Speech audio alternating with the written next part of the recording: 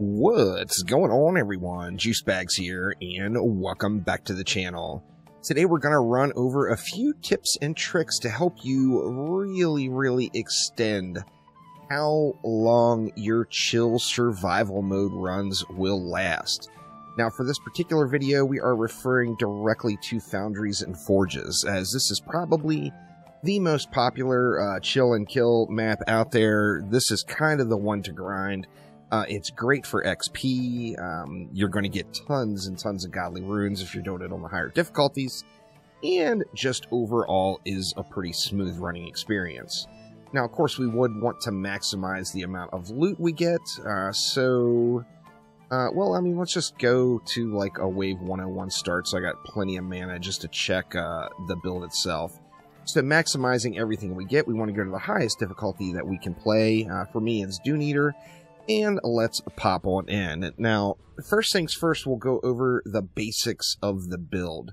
Now, I will say up front, this map, if you look at it single versus 2-player, 3-player, and 4-player, 2-player is definitely the sweet spot if you look at the XP gains versus health of enemies, etc.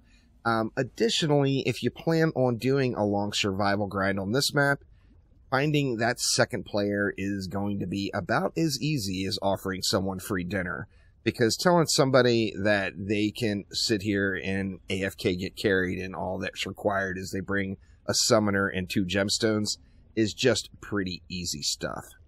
Now, first things first, let's go over the kind of the well-known build strategy that a lot of people, myself included, are using. So first off, we're going to start off with an Ensnare Aura, and Electric Aura, and a Strength Drain Aura. You see my Strength Drain is not fused. If it was fused, I'd be in much better shape. However, Lazy Mode is going to dictate that I don't fuse that item. Then we're going to slap in a Overclock Beam on those auras. Now we're going to come all the way up to the core here and go with 3 Flamethrowers, or Heat Cannons. So get your Heat Cannons down. This map is just made for Heat Cannons. They're so powerful and such a wonderful addition on this particular map. Now, we do want to give those a buff beam. Of course, everything is fully runed, so full runes all the way around.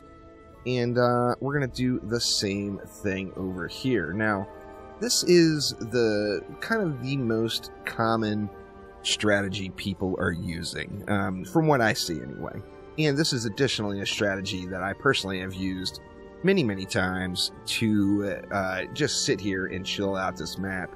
I've spent countless hours on it since this most recent update launched, leveling heroes and watching some various shows. Let's go ahead and get a buff beam on that one as well. And then that's going to leave me 11 DU. Of course, the Entangling Root slow stacks with the Ensnare Aura slow, so getting an Entangling Root in is good stuff.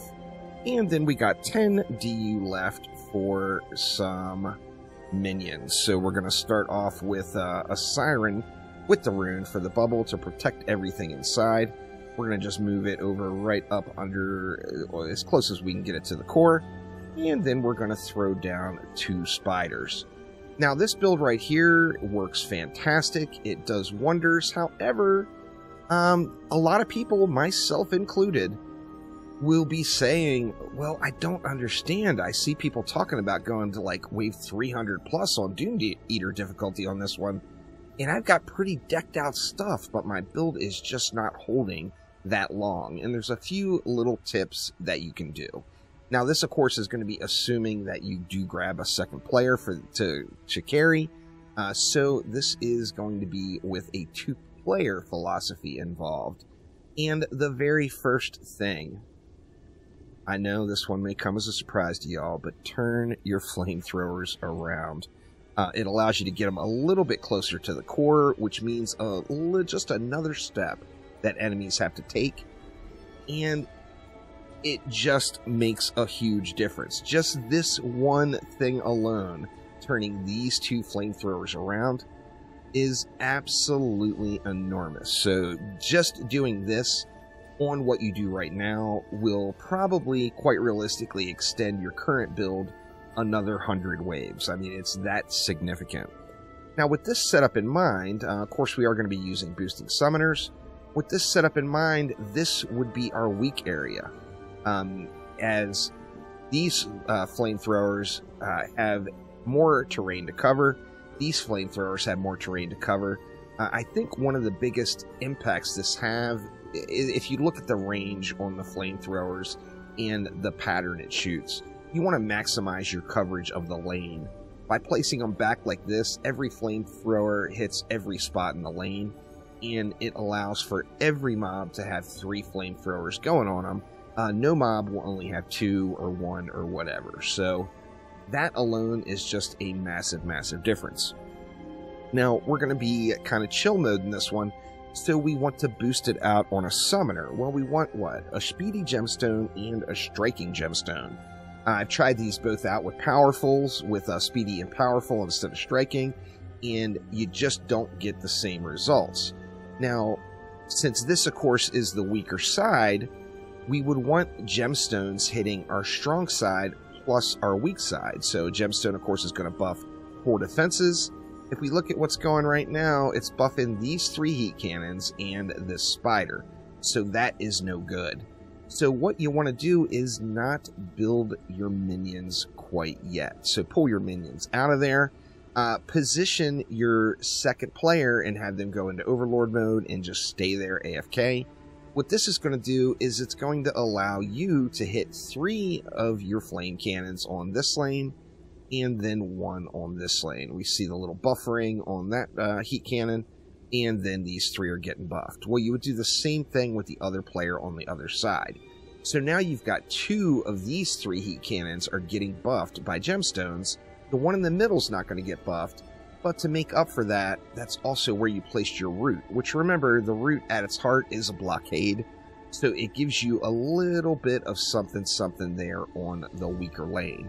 Now, once you get your second player positioned and you get yourself positioned where you're buffing your 3 heat cannons on the main side and then the 1 heat cannon in the middle, then go into Overlord mode. That's going to lock that stuff into place, and then place your minions. So the buffs are already locked on. As long as you don't move, what towers are being buffed is not going to change. So even though we throw the spiders down here, the spider is now in buff range. Well, that buff is already locked onto this heat cannon. So as long as I don't move position, nothing there is going to change at all. Then, of course, obviously, you'd want to full upgrade everything, and away you go. So just doing those couple of little tricks took me from going to wave 150 to 200 on Dune Eater difficulty on that map, over to going to 300 plus with the exact same gear, basically the exact same build with just a few things pointed in different directions. Shout out to Aramir here for getting with me and getting my build dialed in, because our gear for that build is very similar, but he was having way better results than I was.